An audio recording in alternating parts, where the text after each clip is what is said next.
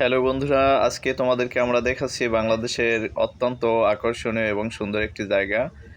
বাংলাদেশের সবথেকে পরিবেশ বান্ধব স্থান হিসেবে সুপরিচিত এবং বাংলাদেশের সবথেকে বেশি শিক্ষার হার যে জেলায়, আহ, যেখানে নদ নদী খাল আসলে, যেখানে কোলাহলমুক্ত একটি মনোরম পরিবেশ বিরাজ করে সর্বদা, আর যেখানে জীবনযাত্রার মানও অনেক সুন্দর।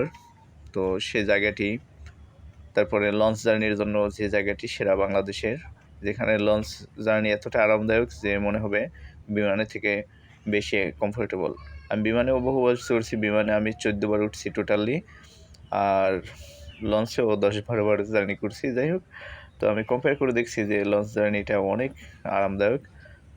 যাই হোক, আজকে তোমাদেরকে আমরা দেখাচ্ছি বাংলাদেশের দক্ষিণাঞ্চলীয় একটি জেলা বরিশাল।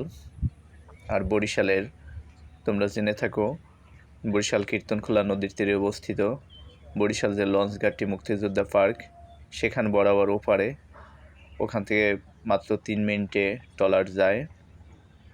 তো ভাড়া 20 টাকা পার হেড ভাড়া দিয়ে নদীর ওপারেই অ্যাডামস ইডেন গার্ডেন, খুবই সুন্দর একটি মনোরম পরিবেশ, যেটিকে বরিশালবাসী তাদের ফুসফুস মনে করেন।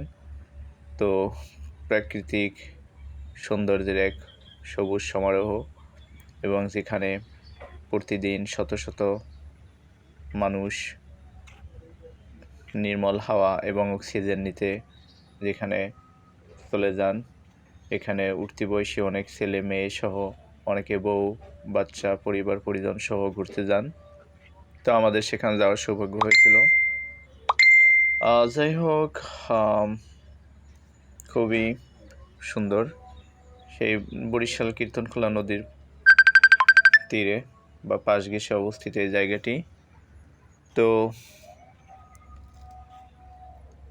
এখানের যোগাযোগ ব্যবস্থা খুবই সুন্দর। আবারও বলি, 20 টাকা ট্রলার ভাড়া দিয়ে এপার থেকে ওপারে পার হেড যেতে পারবে, আর 30 টাকা এন্ট্রি ফি দিয়ে তোমরা সকাল সন্ধ্যা সারাদিন করতে পারো।